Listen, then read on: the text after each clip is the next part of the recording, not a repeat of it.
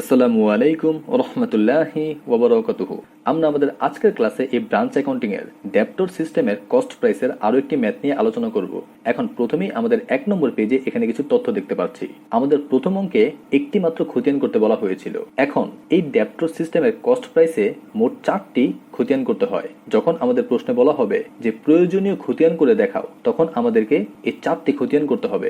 1 নম্বরে যেই খতিয়ান সেটা হচ্ছে ব্রাঞ্চ অ্যাকাউন্ট, যেটা আমরা আমাদের 1 নম্বর ক্লাসে শিখে আসছিলাম। যেই ব্রাঞ্চে পণ্যটা পাঠানো হয় ওই ব্রাঞ্চের নামে একটা খতিয়ান করতে বলা হয়। এবং 2 নম্বর হচ্ছে goods sent to branch account, এটা আমাদের জাবেদায় থাকে, নিশ্চয়ই আপনাদের মনে আছে। 3 নম্বর হচ্ছে স্টক অথবা ইনভেন্টরি এট ব্রাঞ্চ অ্যাকাউন্ট। 4 নম্বর হচ্ছে পেটি ক্যাশ অ্যাকাউন্ট। এই 4টা অ্যাকাউন্টের জন্য আমাদেরকে খতিয়ান করতে হয়। আজকে আমরা একটা অঙ্ক করব এবং এই খতিয়ানগুলো সম্পর্কে বিস্তারিত আলোচনা করব। চলুন শুরু করা যাক। আমরা আমাদের 2 নম্বর পেজে এখানে প্রথমে একটি প্রশ্ন দেখতে পাচ্ছি, আর প্রশ্নে বলা হয়েছে কিং কোম্পানি ওপেন্ড, মানে খুলেছে এ ব্রাঞ্চ এট কুমিল্লা। কুমিল্লাতে মাত্র একটা ব্রাঞ্চ খুলেছে কিং কোম্পানি।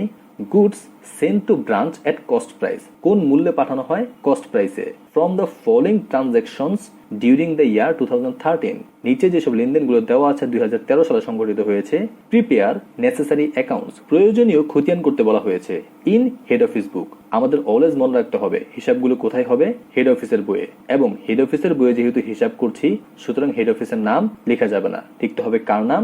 ব্রাঞ্চের নাম। I hope you guys understand. এরপর নিচে এখানে কিছু তথ্য আছে। প্রথমেই আছে goods sent to Comilla branch, Comilla ব্রাঞ্চে পণ্য পাঠানো হয়েছে 30,000 টাকার।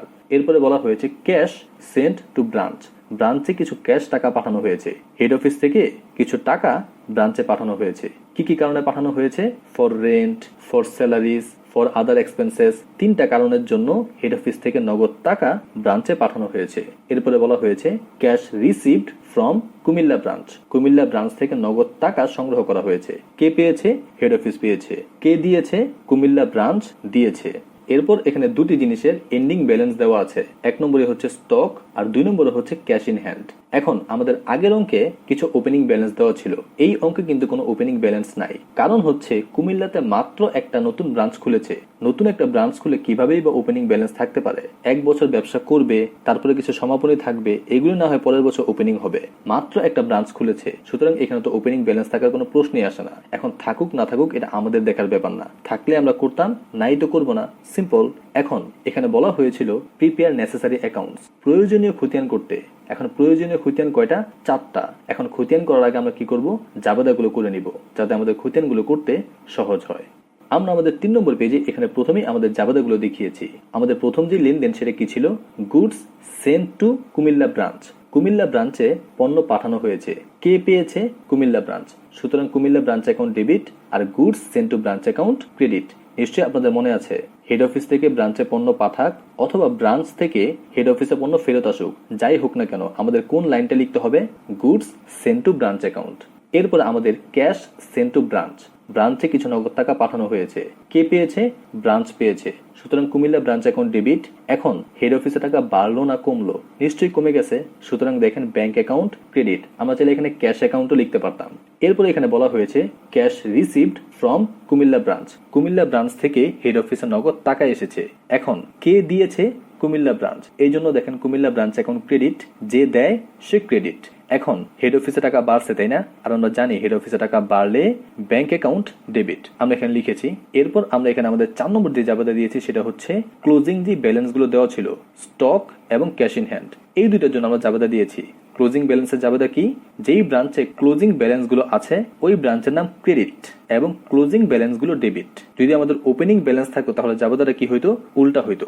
এখানে যে তথ্যগুলো দেওয়া ছিল এগুলো থেকে প্রথমে আমরা কি করলাম? জাবেদা করে নিলাম। এখন চলুন আমাদের প্রয়োজনীয় খতিয়ানগুলো করা যাক। আমরা আমাদের 4 নম্বর পেজে প্রথমেই আমাদের যে প্রথম খতিয়ান কুমিল্লা ব্রাঞ্চের নামে যে খতিয়ানটা করতে হয় ওইটা আমরা করেছি।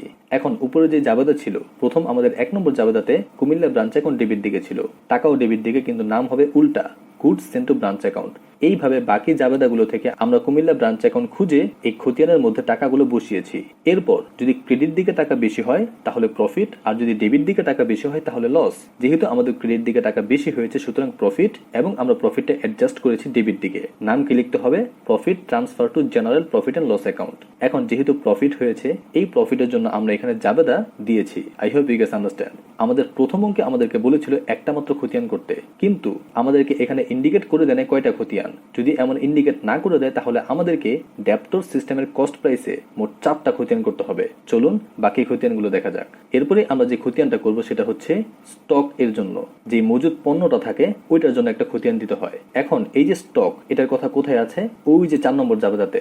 স্টক কোন দিকে আছে? ডেবিট দিকে। সুতরাং টাকাটাও ডেবিট দিকে, কিন্তু নাম হবে উল্টা, কুমিল্লা ব্রাঞ্চ অ্যাকাউন্ট। দেখেন আমরা বসিয়েছি কুমিল্লা ব্রাঞ্চ অ্যাকাউন্ট। এখন অন্য কোনো জাবেদাতে এই স্টকের কথা উল্লেখ নাই, সুতরাং খতিয়ান এখানে ক্লোজ করতে হবে। এখন দুই দিকে টাকা মিলাইতে হলে কি করতে হবে? যেদিকে কম ওইদিকে ব্যালেন্স সিডি লিখতে হবে। যেহেতু ক্রেডিট দিকে কম, আমরা ক্রেডিট দিকে ব্যালেন্স সিডি লিখে দুই দিকে টাকা মিলিয়ে দিয়েছি। এখন এই সিডি কে আর ব্যালেন্স বিডি করার কোনো দরকার নাই, জাস্ট এখানেই আমরা রেখে দিব। এরপরে আমাদের যে 3 নম্বর খতিয়ান সেটা হচ্ছে goods sent to Comilla branch account. যেহেতু কুমিল্লা ব্রাঞ্চ এজন্য কুমিল্লা ব্রাঞ্চ অ্যাকাউন্ট। এখন আমাদের যে 1 নম্বর জাবেদা ওইখানে কি ছিল? Goods sent to branch account ছিল। কোন দিকে ছিল? ক্রেডিট দিকে। সুতরাং টাকাটাও ক্রেডিট দিকে, কিন্তু নাম হবে কুমিল্লা ব্রাঞ্চ অ্যাকাউন্ট। দেখুন আমরা লিখেছি। এখন আর কোনো জাবেদা নাই যেখানে goods sent to branch account কথাটা আছে, সুতরাং আমাদের খতিয়ান এখানে ক্লোজ করতে হবে। এখন কোন দিকে টাকা কম? ডেবিট দিকে টাকা কম, সুতরাং ডেবিট দিকে টাকা বসিয়ে আমাদের খতিয়ান কমপ্লিট করতে হবে। এখন নরমালি সকল খতিয়ানে টাকা কম হলে ব্যালেন্স সিডি লিখতে হয়, শুধুমাত্র এই গুডস সেন্ট টু ব্রাঞ্চ অ্যাকাউন্টে যেদিকে কম ওইদিকে ব্যালেন্স সিডি লেখা যায় না, লিখতে হয় পারচেস অথবা ট্রেডিং অ্যাকাউন্ট। এই কথাটা মনে রাখবেন। সকল খতিয়ানে ব্যালেন্স সিডি লিখে যত টাকা কম অত টাকা বসিয়ে দিতে হয়। শুধুমাত্র এই গুডস সেন্ট টু ব্রাঞ্চ অ্যাকাউন্টে ব্যালেন্স সিডি না লিখে পারচেস অ্যাকাউন্ট অথবা ট্রেডিং অ্যাকাউন্ট কথাটা লিখতে হয়। আমরা এখানে পারচেস অ্যাকাউন্ট লিখে যত টাকা কম অত টাকা বসিয়ে খতিয়ানের দুই দিক সমান করেছি। এখন আমাদের সর্বশেষ আরো একটি খতিয়ান করতে হবে। আমরা আমাদের 6 নম্বর পেজে আমাদের সর্বশেষ যে খতিয়ান পেটি ক্যাশ অ্যাকাউন্ট এটা করেছি। এখন আমাদের যে 4 নম্বর জাবেদা এখানে পেটি ক্যাশ আছে। কোন দিকে আছে? ডেবিট দিকে। সুতরাং টাকাটাও ডেবিট দিকে, কিন্তু নাম হবে কুমিল্লা ব্রাঞ্চ অ্যাকাউন্ট, মানে উল্টা দিকে যে আছে। এখন অন্য কোনো জাবেদাতে পেটি ক্যাশ অ্যাকাউন্ট নাই, সুতরাং আমাদেরকে খতিয়ান ক্লোজ করতে হবে। এখন খতিয়ান ক্লোজ করার জন্য কি করতে হবে? দুই দিকে টাকা সমান করতে হবে, তাই না? কোন দিকে টাকা কম? ক্রেডিট দিকে টাকা কম। সুতরাং ব্যালেন্স সিডি লিখে আমরা ক্রেডিট দিকে টাকা মিলিয়ে দিলাম এবং আমাদের খতিয়ান আমরা ক্লোজ করলাম। আমাদের আজকের ক্লাসের নতুন কনসেপ্ট এটাই ছিল। যদি ডেপ্টর সিস্টেমের কস্ট প্রাইসে বলা হয় নেসেসারি অ্যাকাউন্টস করতে, মানে প্রয়োজনীয় খতিয়ান করতে, তাহলে আমাদেরকে এই 4টা খতিয়ান অলওয়েজ করতে হবে। I hope you guys understand. আমরা আমাদের আগামী ক্লাসে এই ডেপ্টর সিস্টেমের কস্ট প্রাইসের আরো একটি ম্যাথ নিয়ে আলোচনা করব। Till then take care. আসসালামু আলাইকুম ওয়া রাহমাতুল্লাহি ওয়া বারাকাতুহু।